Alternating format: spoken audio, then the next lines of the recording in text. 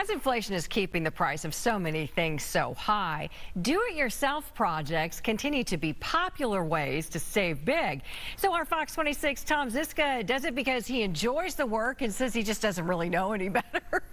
And he's live tonight with his latest home improvement project. It looks fantastic, Tom.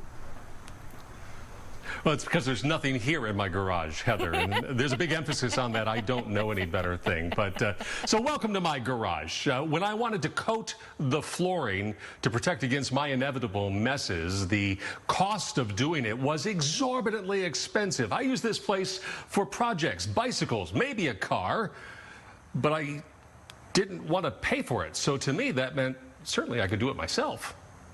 I'll spare you the process of cleaning out the garage and preparing the floor, which are both very important steps before you do this. To tell you that the tool that I'm using is this system that I purchased online from a company in Colorado.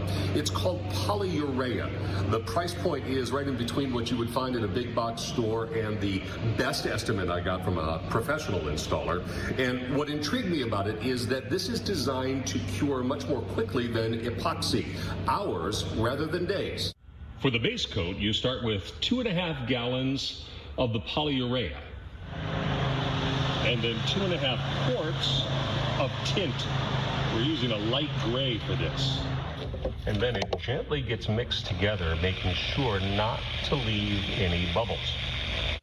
The application is supposed to be pretty straightforward. You simply roll it on. But since sometimes reality can be a little different, let's give it a go. The instructions are pretty clear that you're not painting this stuff on, but building up a protective barrier. And then once you've coated your space, sprinkle on some flake. Now, after a few hours for that first coat to cure, there's a clear coat that goes on top of it that locks in the flake and protects it even further. There's also this additive to keep it all from being too slippery once it's all done.